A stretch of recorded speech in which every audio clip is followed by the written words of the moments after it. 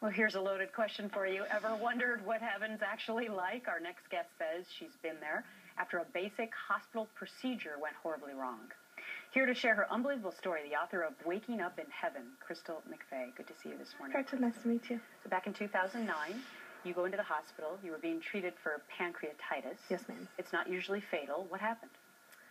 My body couldn't filter the pain medication that I was on quick enough, so it took on too much, and it stopped my breathing, stopped my heart. You were technically dead for 9 minutes. At that time, did you leave your body? Where did you go? The moment I closed my eyes in that hospital room, I immediately opened them and was standing in heaven. And what did it look like? I fail to find human words that can describe what I experienced while I was there. I had angels, I had God, and I fell to my knees in front of him. It was, I say perfect, beautiful, amazing, but those words are nothing to really describe what I saw. What does God look like? So I saw an immense brightness, a brightness that I could feel, taste, touch, hear, smell, that infused me. Not like I had 5 senses, but maybe that I had 500 senses. I didn't see a human form or a face.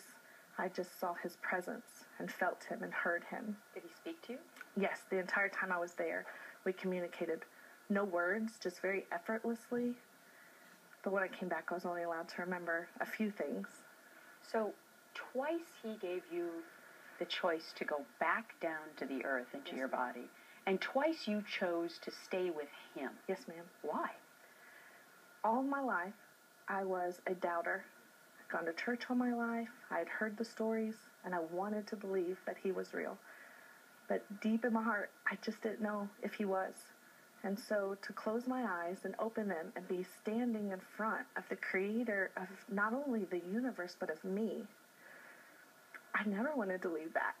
And he had even showed me my children. I had 4 children at the time, 2 of which were twins and only 10 months old. And you think as a mom, there's nothing I could love more. But when he showed me my children and told me to choose to come back to them or to stay with him, I chose him. So he basically sent you back, He did. down He did. to earth.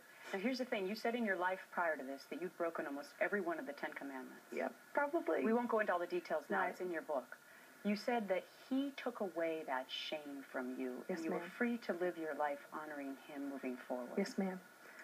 I had lived my entire life from the age of probably 3 until the day I died with horrible secrets, shame. I call them chains, emotional chains, spiritual chains. And standing in front of him for those few minutes, he broke them all.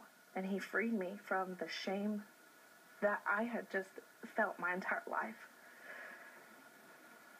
I don't know how else to say it. He just freed me. And how are you living your life now? For him, I was a school teacher. I was a mom. I thought that's what I would do for the rest of my life, was just teach school.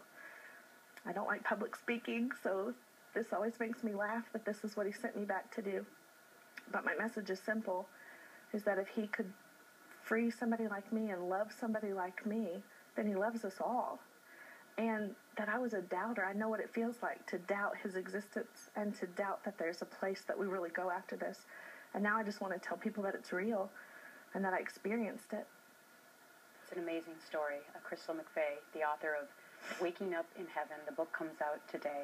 Check it out for an inspirational story and basically a complete life turnaround. Yes, ma'am. Great to meet you in person. Thank you. So nice to meet you. Thank you. Coming up, country music.